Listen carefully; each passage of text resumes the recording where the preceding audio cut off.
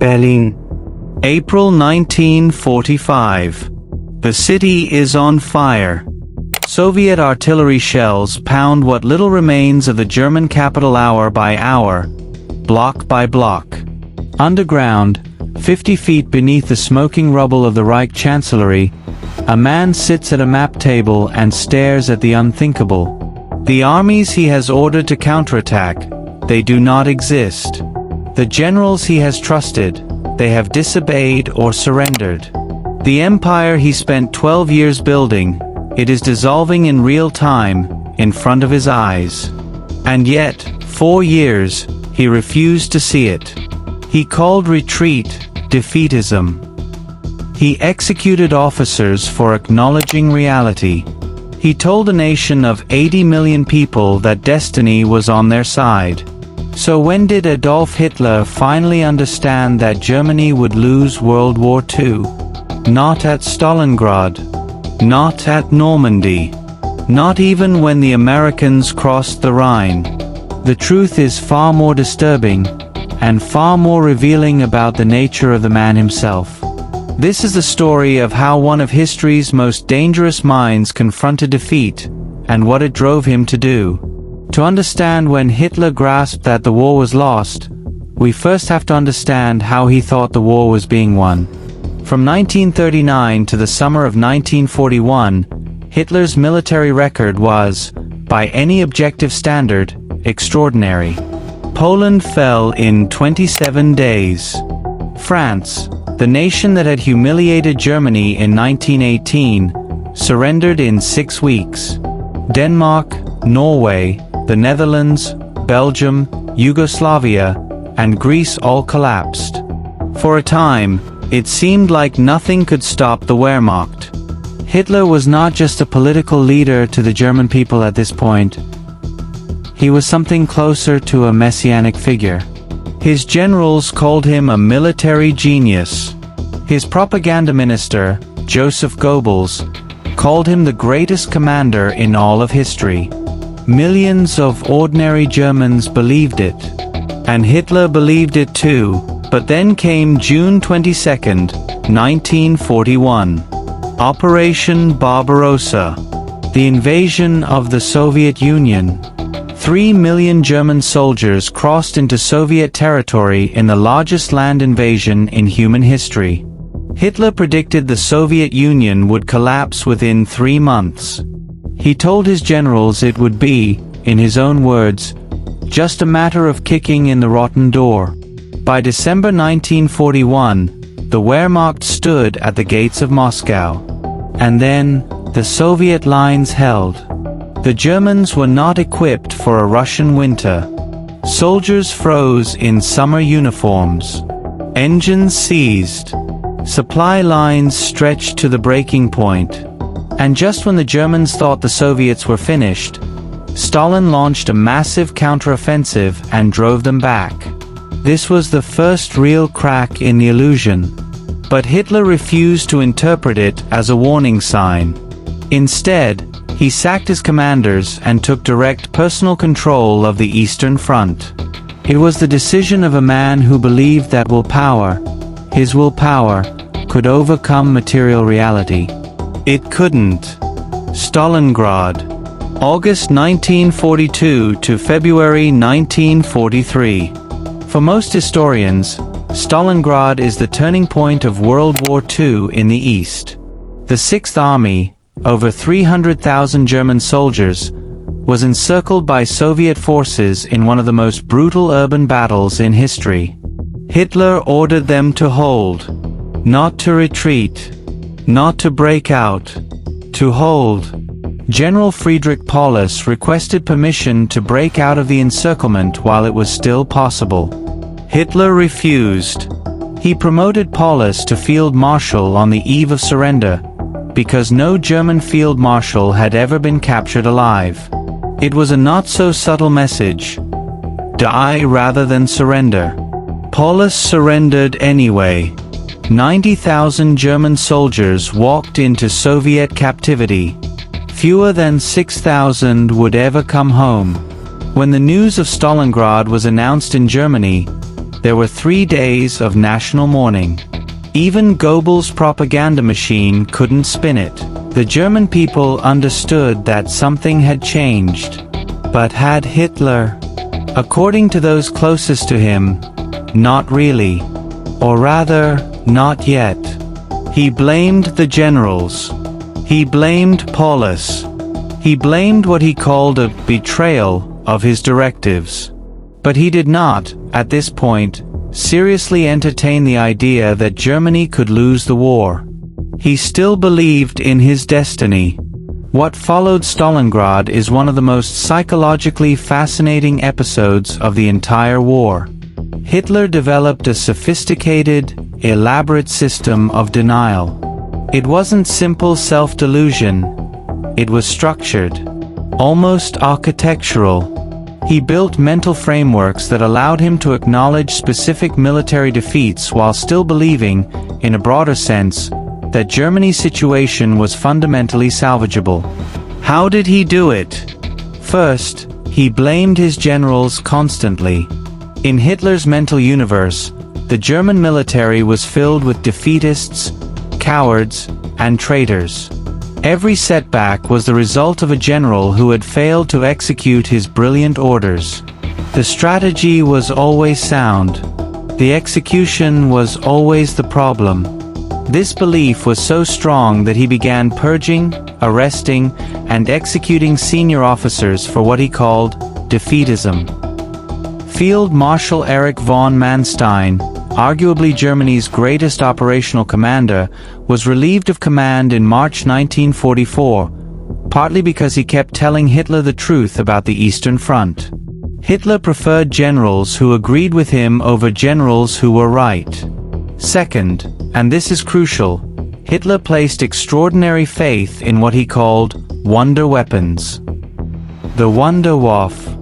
Throughout 1943 and 1944, as the military situation deteriorated, Hitler became increasingly obsessed with technological salvation. The V-1 flying bomb, the V-2 ballistic missile, the Me-262 jet fighter, the Tiger II tank, new submarines, nerve agents. He genuinely believed that if he could just hold on long enough, one or more of these weapons would turn the tide. They would shatter enemy morale, destroy Allied supply lines, or simply make the cost of continuing the war too high. This wasn't entirely delusional. Some of these weapons were genuinely revolutionary. But they came too late, in too few numbers, and were often misused. Hitler famously insisted the Me-262, the world's first operational jet fighter, be converted into a bomber rather than used as the interceptor it was designed to be. By the time the decision was reversed, it was too late. Third, Hitler placed enormous stock in what he saw as the inherent contradictions of the Allied coalition. Great Britain, the United States, the Soviet Union. These were, in Hitler's view, fundamentally incompatible allies. A capitalist empire, a liberal democracy, a communist state. How long could they stay together? Surely at some point their alliance would fracture. Surely at some point the Western Allies would see that Germany was the only bulwark against Soviet domination of Europe. This wasn't a crazy theory on its face. The alliance was, in fact, deeply uneasy.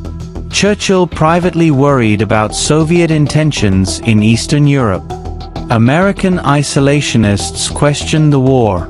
And indeed, the Cold War would begin almost before World War II was officially over. But the alliance held. Just long enough. June 6, 1944. D-Day. The Allied landings on the beaches of Normandy. 150,000 Allied troops crossed the English Channel in the largest seaborne invasion in history.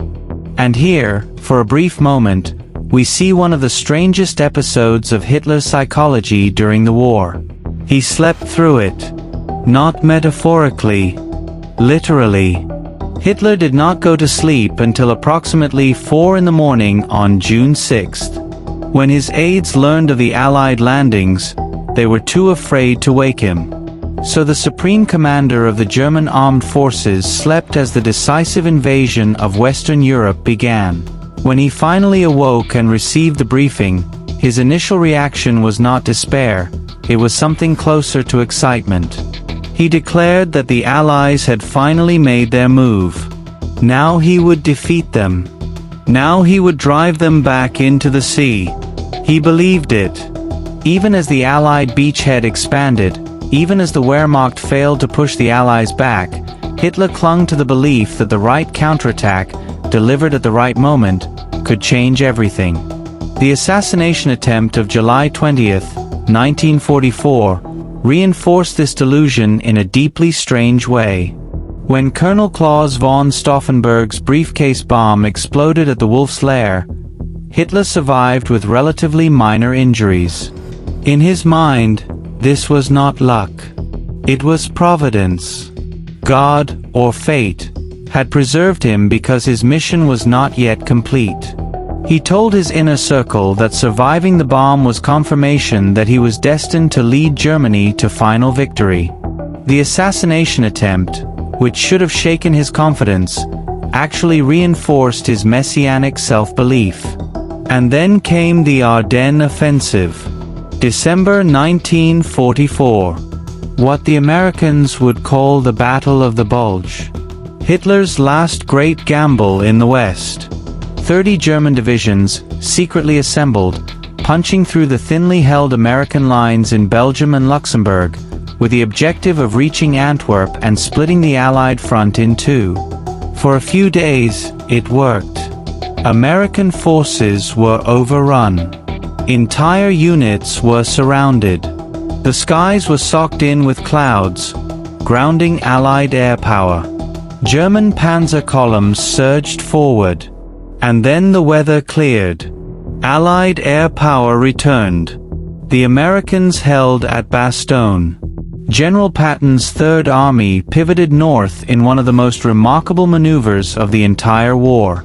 The Bulge was slowly, then rapidly, eliminated. Germany had burned its last strategic reserve. There was nothing left. So when did Hitler actually realize, truly, consciously, irreversibly realize, that Germany was going to lose? Historians have debated this for decades. And the answer, based on the accounts of those who were closest to him in the final months, appears to be somewhere between January and April 1945. And even then, it was not a clean, sudden recognition. It was a slow, agonizing, catastrophic collapse of the reality denial system he had spent years constructing. Let's walk through the key moments. January 12, 1945. The Soviet Vistula Oder offensive begins. 2.5 million Soviet soldiers, with 6,000 tanks and over 4,000 aircraft, crashed through German lines in Poland and surged toward the German heartland. Within days, entire German army groups collapse. The Soviets advanced 280 miles in less than 3 weeks. It is, by almost any measure, the largest and most powerful offensive in the history of warfare. Hitler responds with more of the same. Hold. Stand firm. Send non-existent reserves. He has orders typed up and distributed to phantom armies. But this is different from before. Something in his demeanor begins to change. Witnesses who see him at this time describe a man who has aged dramatically. He walks with a stoop. His left hand trembles uncontrollably, likely a symptom of Parkinson's disease, which had been quietly progressing for years. His eyes, which had once blazed with intensity, look glassy and unfocused. Traudl Junge, one of Hitler's personal secretaries who was with him in the Führerbunker until the very end, later described watching him receive military briefings during these final months. She said he would listen to the reports.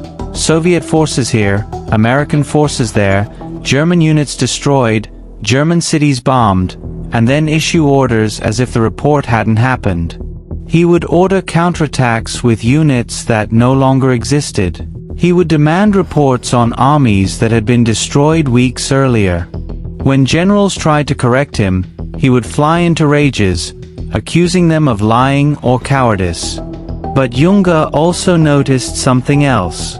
Late at night, when the military briefings were over and the inner circle had retreated, Hitler would sometimes sit alone or with just one or two people. And in those moments, the performance would stop. He would say things that suggested he knew perfectly well what was happening. He once said to her, quietly, that the German people had not been worthy of his greatness, that they had failed him, that perhaps the German people deserved what was coming to them. This is one of the most chilling and revealing statements of the entire war. Not, "We tried our best." Not, "Fate was against us."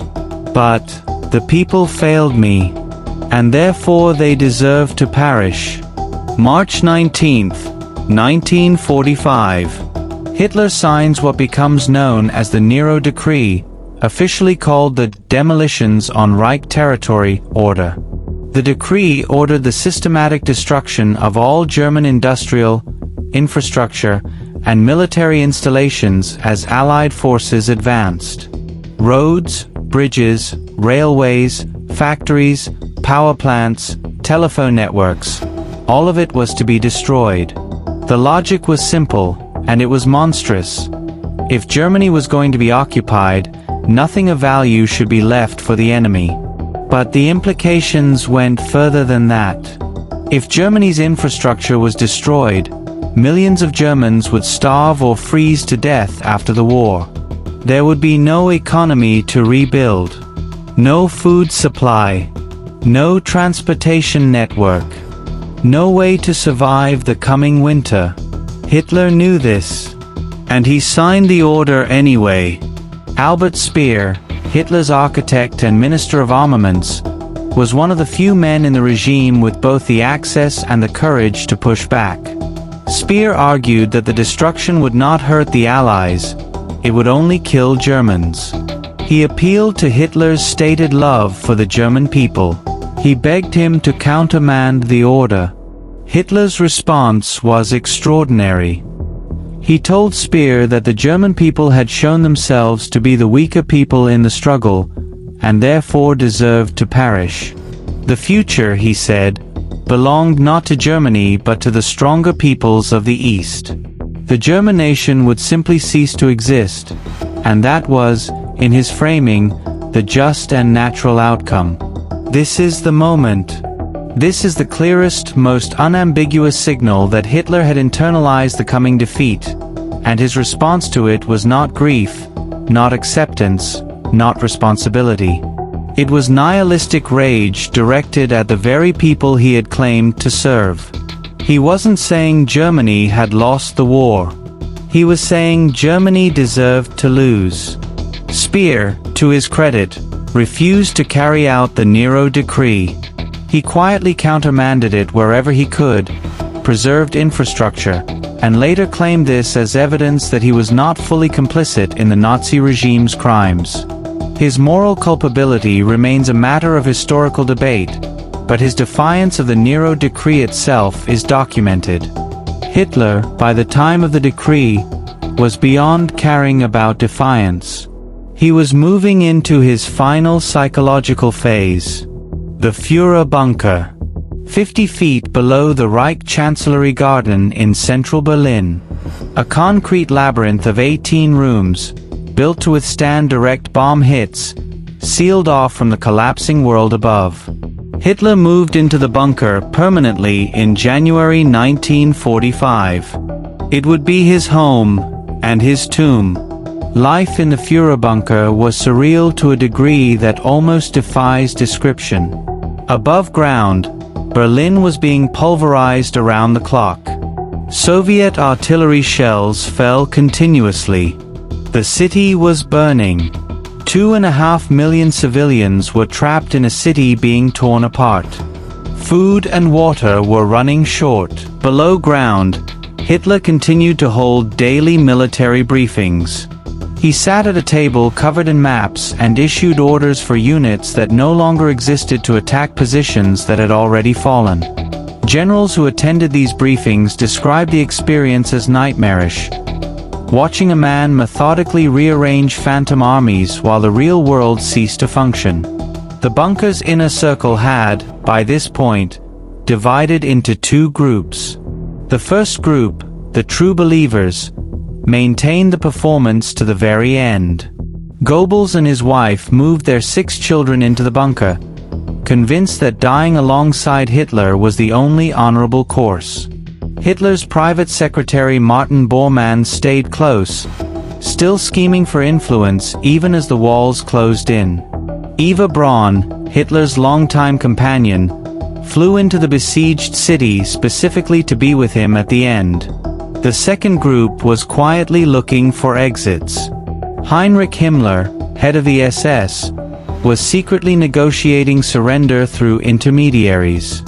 Hermann Göring, commander of the Luftwaffe, fled Berlin and sent a telegram to Hitler suggesting he might need to assume leadership, which Hitler interpreted as treason. Admiral Karl Dönitz had already relocated his headquarters. The regime was fragmenting. Hitler could see it happening, and it accelerated his psychological collapse. April 20th, 1945. Adolf Hitler's 56th birthday. It was the last birthday he would celebrate. And it was, in its way, a grotesque microcosm of everything that had gone wrong. Senior Nazi officials came to the bunker to pay their respects. Himmler, Göring, Speer, Ribbentrop, Dönitz. It was one of the last times most of them would see Hitler in person. The meetings were brief, almost formal. Many of them, Hitler later said, were already saying their internal goodbyes. Hitler briefly emerged from the bunker to award Iron Crosses to a group of child soldiers from the Hitler Youth, boys as young as 12 and 13 who had been drafted to defend Berlin. Photographs taken that day show a man who looks decades older than his 56 years. Bent, trembling, hollow-eyed. But even now, even at this late hour, he was not done.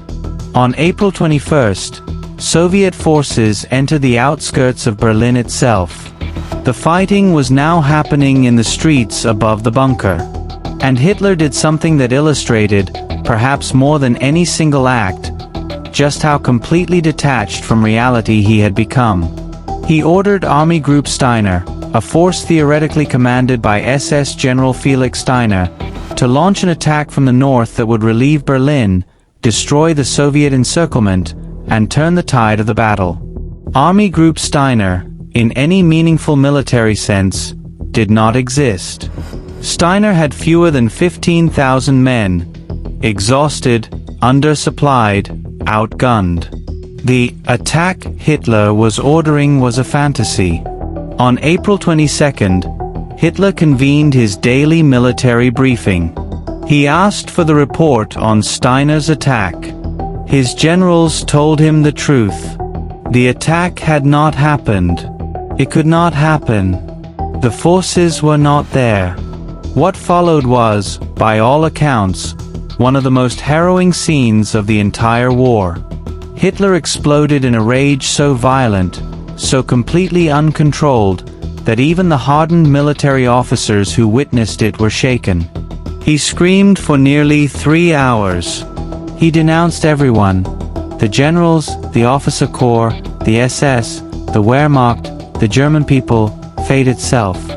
He accused everyone of betrayal, cowardice, incompetence, and treason. And then, in a moment of terrible clarity, he said it.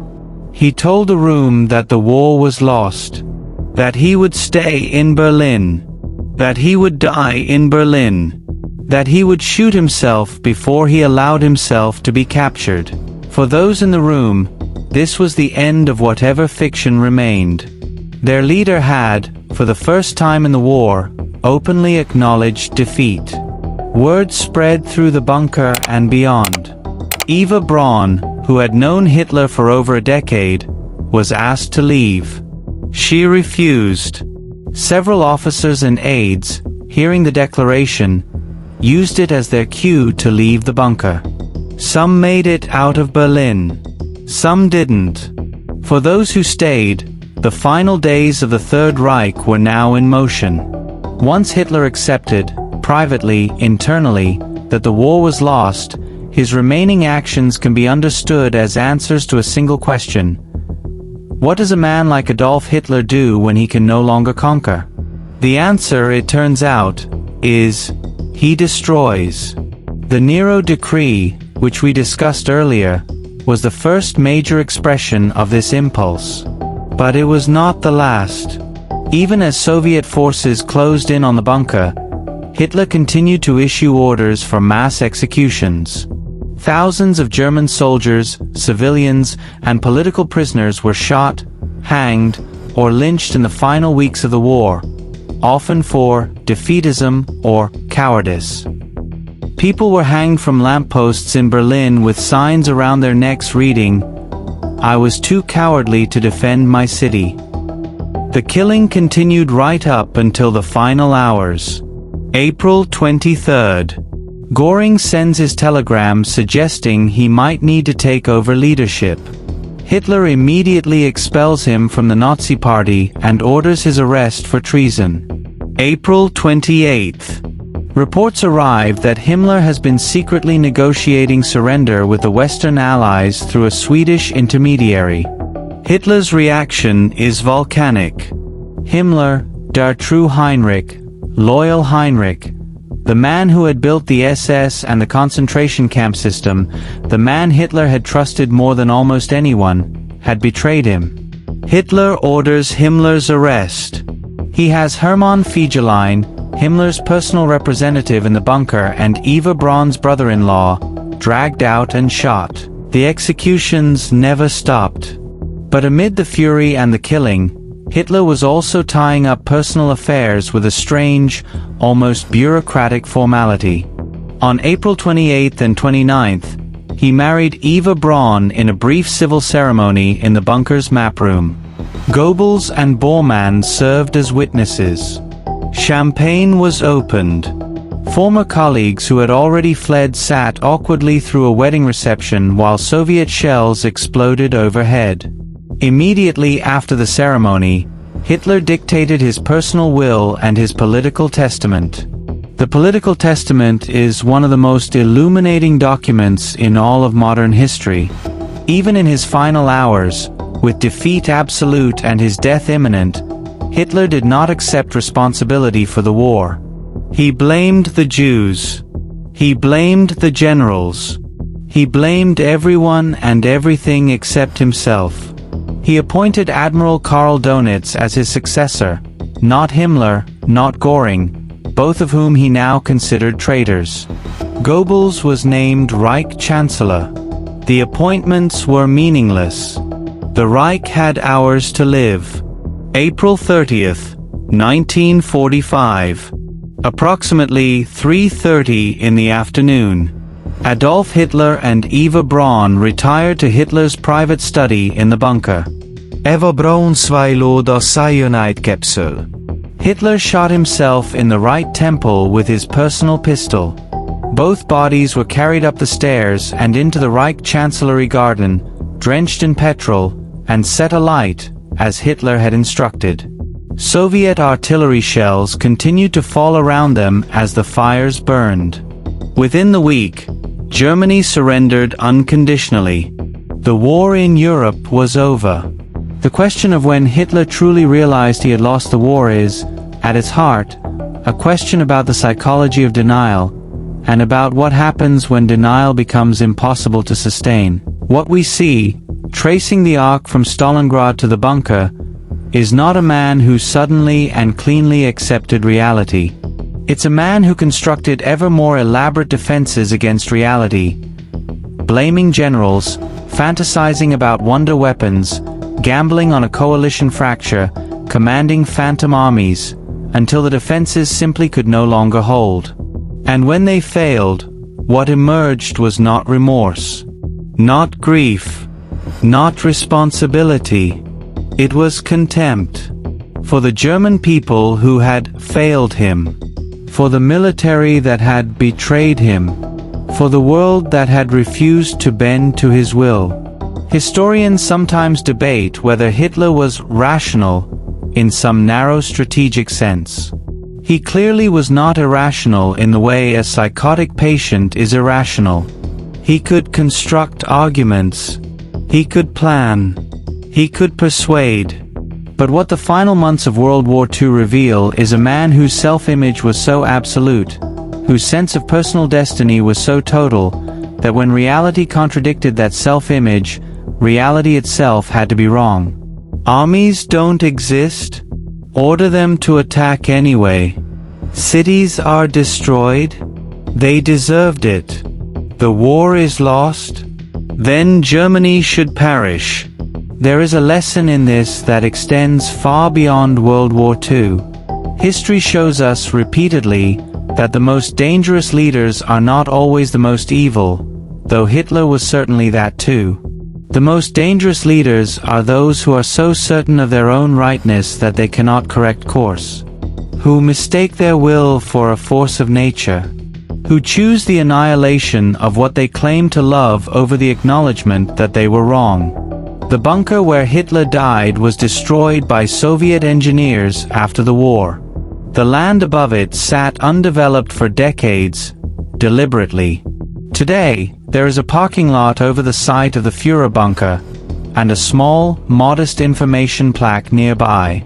Berlin itself was rebuilt. Germany was rebuilt. The cities that Hitler ordered destroyed were reconstructed. The people he said deserved to perish built one of the world's great democracies. The lesson of the final days of the Third Reich is not a comfortable one. It does not tell us that evil always destroys itself neatly and cleanly. It does not tell us that clarity of vision protects us from catastrophe. What it tells us is simpler and more disturbing, that a single man, given enough power, can delay a reckoning with reality long enough to destroy everything around him, and that when the reckoning finally comes, the only thing that matters to him is that he not be the one who has to face it. More than 80 million people died in World War II. 6 million Jews were murdered in the Holocaust. Millions more Poles, Soviets, Roma, disabled people, and political prisoners were systematically killed. And the man responsible died in a concrete bunker, convinced, to the end, that it was everyone else's fault. If you found this video valuable, please consider subscribing, leaving a comment, and sharing it with someone who loves history. Thank you for watching.